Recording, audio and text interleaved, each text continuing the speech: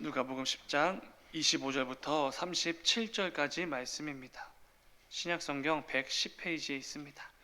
누가복음 10장 25절부터 37절까지 말씀, 우리 그 가운데 25절부터 28절까지만 함께 읽도록 하겠습니다. 오늘 본문 가운데 25절부터 28절까지 우리 한 절씩 교독하고 마지막 28절을 함께 읽겠습니다. 다 찾으신 줄 믿고 제가 먼저 읽겠습니다. 어떤 율법 교사가 일어나 예수를 시험하여 이르되 선생님, 내가 무엇을 하여야 영생을 얻으리이까?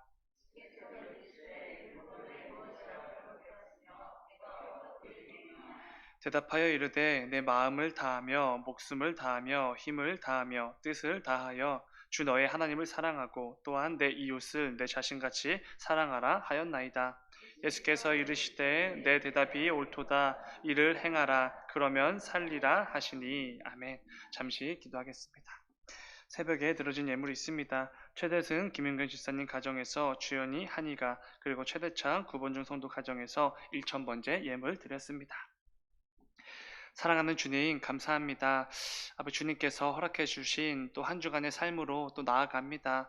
아버지, 그 전에 주님 전에 먼저 나와 이 예배로 주님 앞에 먼저 나아갑니다. 아버지, 이 시간 말씀과 또 기도와 또 찬양을 통하여서 하나님께서 우리 한 주간 또 우리에게 원하시는 삶이 무엇인지 먼저 깨닫고 나아가는 우리가 되게 하여 주셨어서, 그래서 아버지, 이번 한 주간도 또 주님께서 원하시는 성도다운 삶을 잘 살아내는 우리가 되게 하여 주셨어서, 아버지, 새벽 강단에 드려진 1000번째 예물이 있습니다. 아버지, 이 예물 가운데 담겨진 아버지, 그 기도의 제목들이 있습니다. 아버지, 자녀들의 각 가정에 아버지 그 기도 제목을 허락해 주셨습니다. 아버지, 이 기도 제목을 통하여서 더욱더 하나님의 살아계심을 경험케 하시고 더욱더 지금도 역사하시고 주님께서 세우시는 믿음의 가정이 어떤 가정인지를 마음껏 보여주는 이 가정들 될 수 있도록 주님 인도하여 주셨어서 주님 감사합니다. 거룩하신 예수님의 이름으로 기도드렸습니다.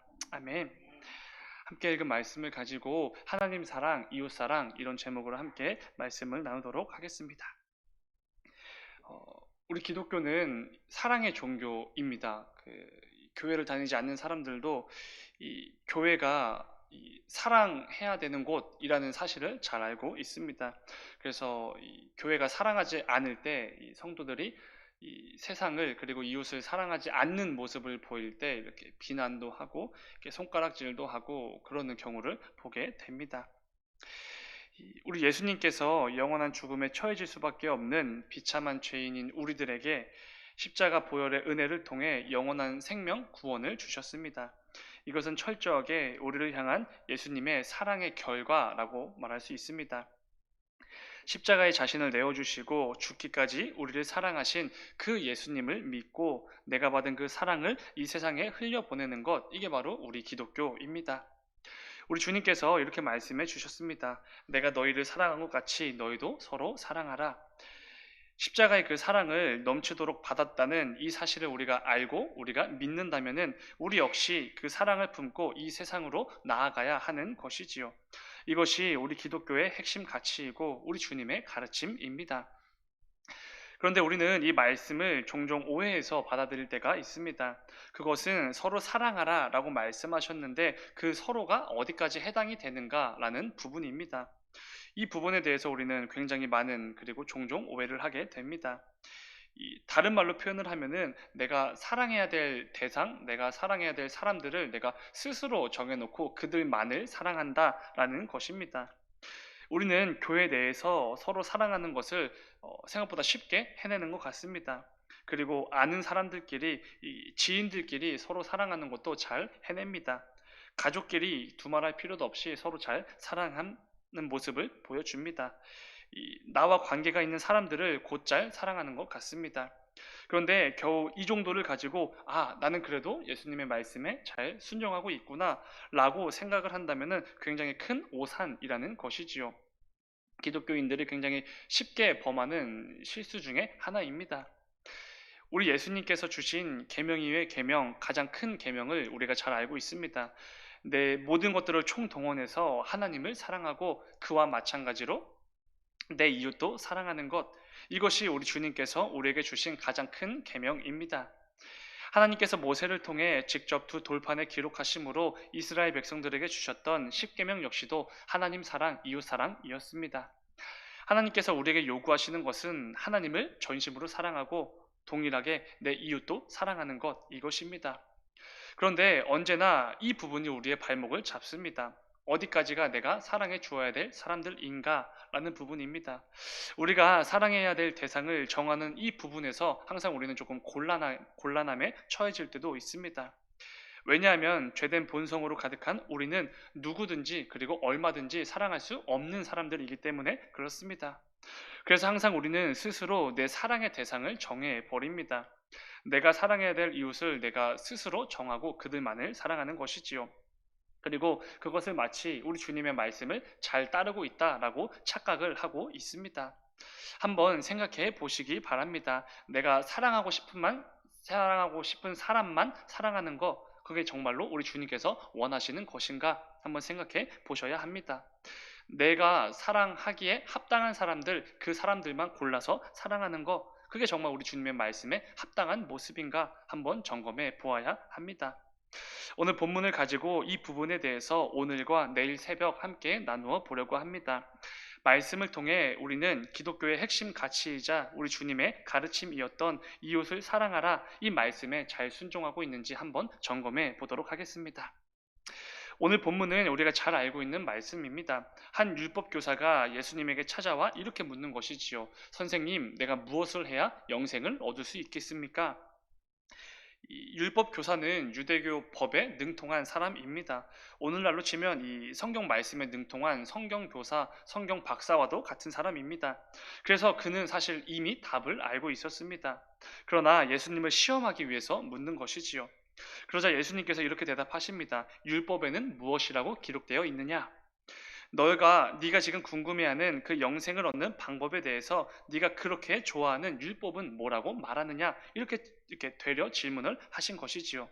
그러자 이 율법 교사가 기다렸다는 듯이 자신 있게 대답을 합니다. 오늘 본문 27절입니다.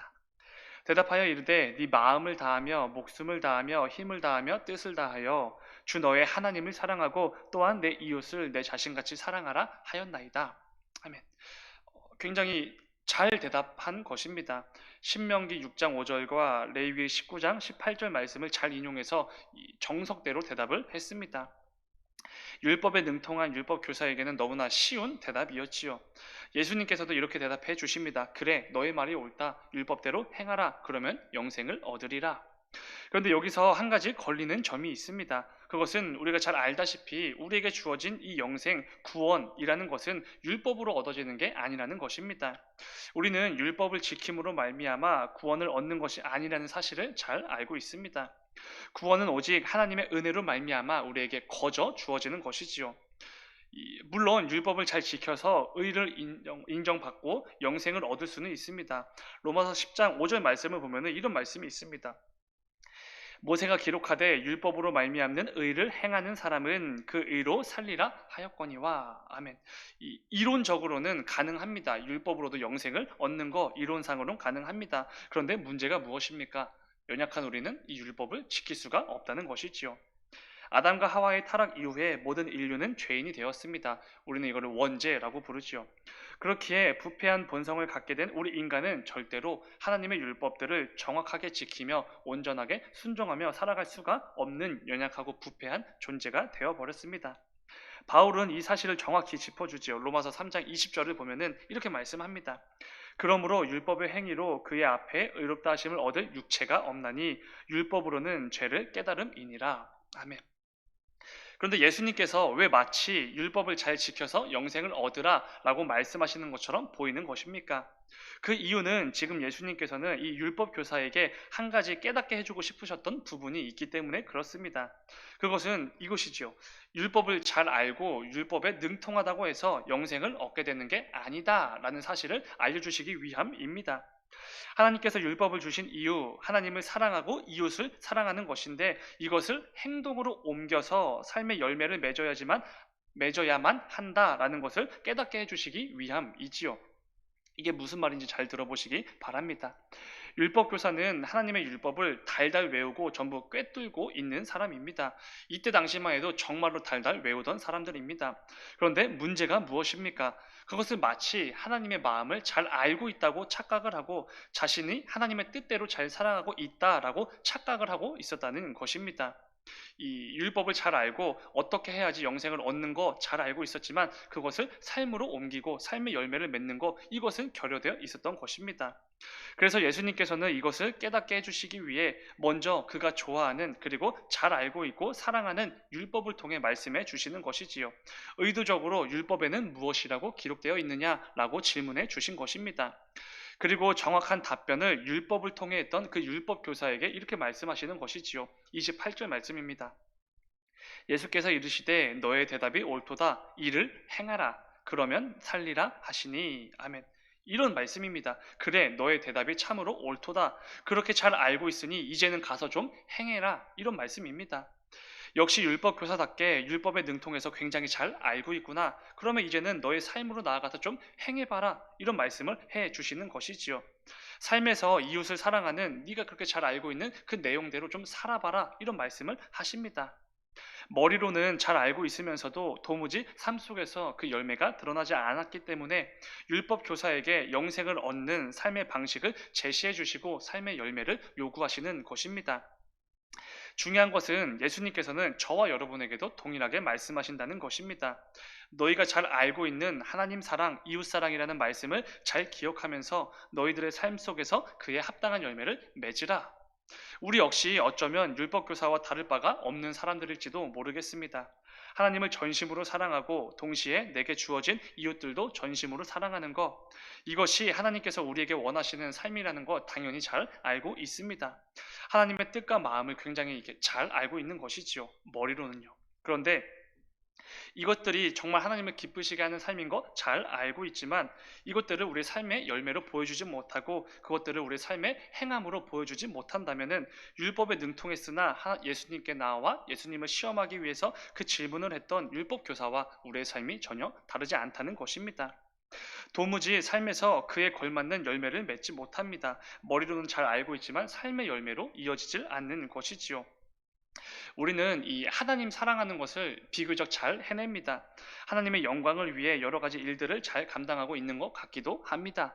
그러나 그와 동일한 또 하나의 계명, 하나님을 사랑하는 것처럼 내게 주어진 이웃도 사랑하고 있는가, 내 주변의 사람들도 사랑하고 있는가, 이 부분에서는 이게 도통 열매를 맺지 못하는 것입니다.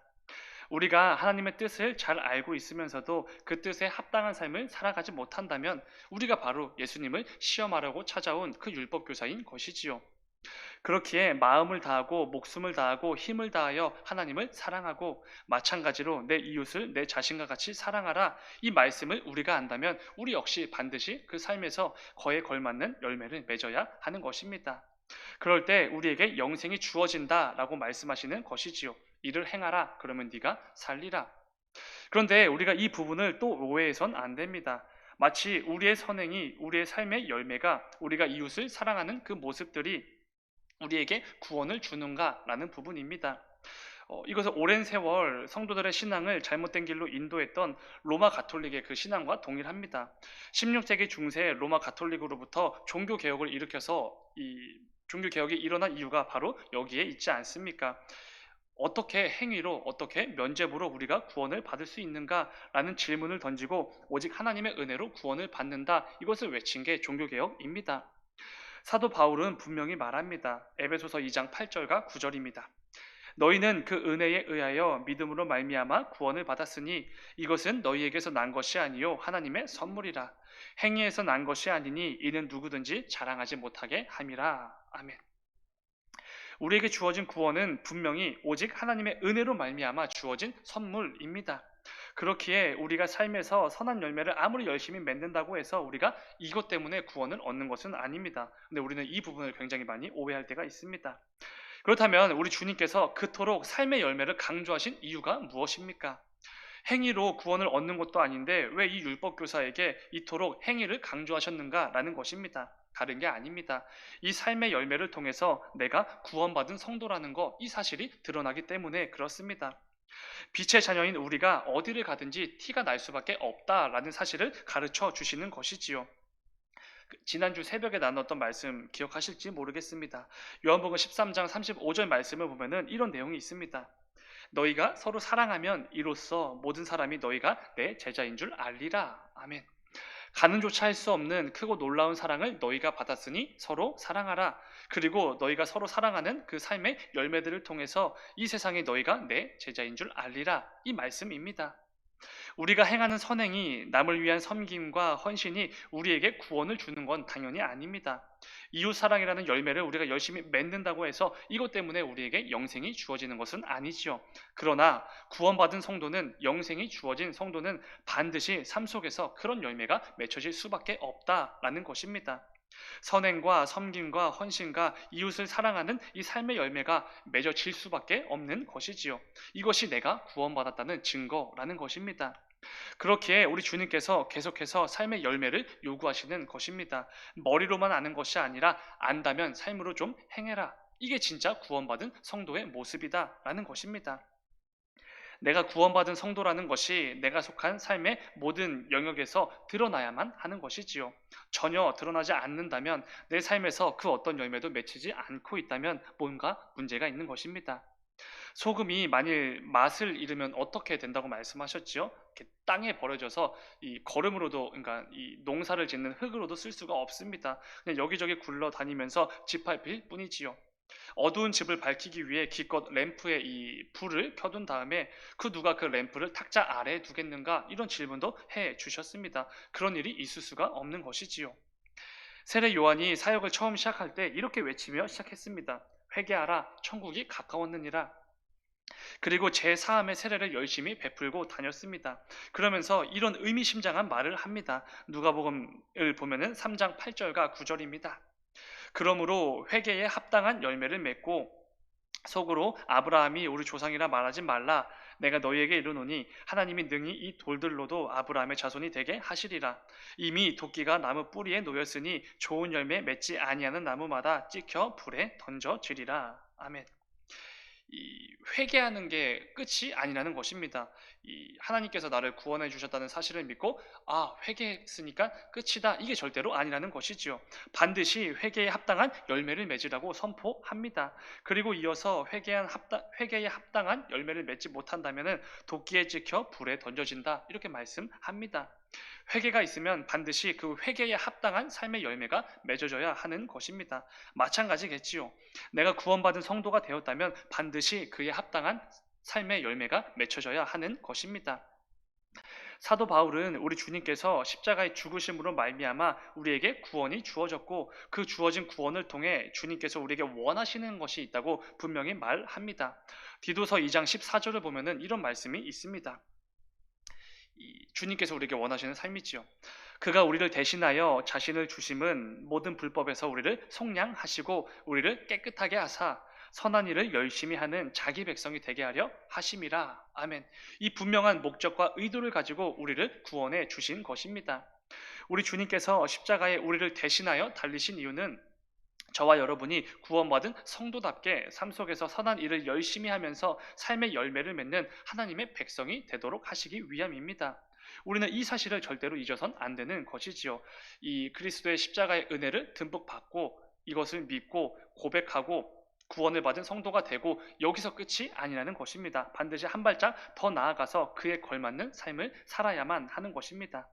내가 삶을 통해 맺은 열매로 구원을 얻는 것은 아니지만, 내가 구원받은 성도라는 것은 반드시 나의 삶의 열매를 통해서만 증명이 된다는 것입니다.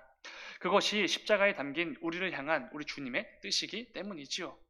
야고보 사도는 성도의 삶 가운데 이런 말을 하지요. 야고보서 2장 17절입니다. 이와 같이 행함이 없는 믿음은 그 자체가 죽은 것이라. 우리가 행함으로 구원을 받는 건 아닙니다. 그럼에도 야고보 사도가 이렇게 표현한 이유가 분명히 있겠지요. 성도가 믿음을 통해 얻게 된 구원과 성도의 행함, 즉 삶의 열매는 절대로 분리될 수 없다는 것입니다. 믿음을 통해서 구원을 이렇게 확증받은 확신한 성도는 당연히 성도의 행함, 삶의 열매가 이어져야 하는 것입니다. 반드시 함께 가는 것이지요. 둘 중에 하나만 있다면 뭔가 잘못된 것입니다. 믿음과 행함, 구원받은 성도와 삶의 열매, 절대로 분리될 수 없는 것입니다. 사랑하는 여러분, 우리 주님은 우리가 구원을 그저 머리로만 알기를 원하지 않으십니다. 반드시 내가 받은 이 구원에 대한 합당한 삶의 열매를 맺기를 원하시지요. 오늘 말씀을 기억하시면서 머리로만 아는 구원이 아니라 머리로만 깨달은 구원받은 성도가 아니라 반드시 그에 합당한 삶의 열매를 맺는 우리가 되기를 소망합니다. 내 마음을 다하며 목숨을 다하며 힘을 다하며 뜻을 다하여, 그러니까 우리의 모든 것들을 총동원해서 주 너의 하나님을 사랑하고 또한 내 이웃을 내 자신같이 사랑하라. 이러한 열매 맺기를 사모함으로 또한 한 주간의 삶으로 나아가는 우리가 되기를 소망합니다. 이를 통해 내가 구원받은 성도라는 것을 스스로 좀 확신하시고 마음껏 이 세상에 보여주며 살아가는 우리 모두가 되기를 주님의 이름으로 축원을 드립니다. 잠시 기도하겠습니다. 사랑하는 주님, 아버지, 우리가 너무나 연약하고 또 너무나 비참한 죄인이어서 하나님의 말씀에 온전히 순종하지 못할 때가 참 많이 있습니다. 그리고 또 때로는 우리 주님께서 가르쳐 주신 그 가르침을 오해할 때가 너무나 많이 있습니다. 그러나 오늘 말씀을 기억하면서 우리 주님의 가르침을 정확히 이해하고 또 한 주간의 삶의 자리로 나아가기를 원합니다. 우리가 그저 머리로만 구원을 알고 우리가 머리로만 내가 구원받은 성도라는 것을 알고 깨닫고 이 정도가 아니라 반드시 나의 삶의 열매들을 통해서 내가 구원받은 성도, 구원을 확증받은 자라는 것을 마음껏 보여주는 우리가 되게 하여 주셨소. 이를 통해 하나님께서 말씀해 주신 하나님을 사랑하고 또 내 주변의 이웃을 사랑하라는 이 열매 맺는 것을 가득 사모함으로 나아가는 우리가 되게 하여 주셨소. 삶 가운데 아무 열매도 없어서 도끼로 찍혀서 불에 타 버려지는 그런 삶이 아니라 하나님께서 너무나 기뻐하시고 또 흡족해 하시는 그런 귀한 삶이 될 수 있도록 주님 인도하여 주셨소. 주님 감사합니다. 거룩하신 예수님의 이름으로 기도드렸습니다. 아멘.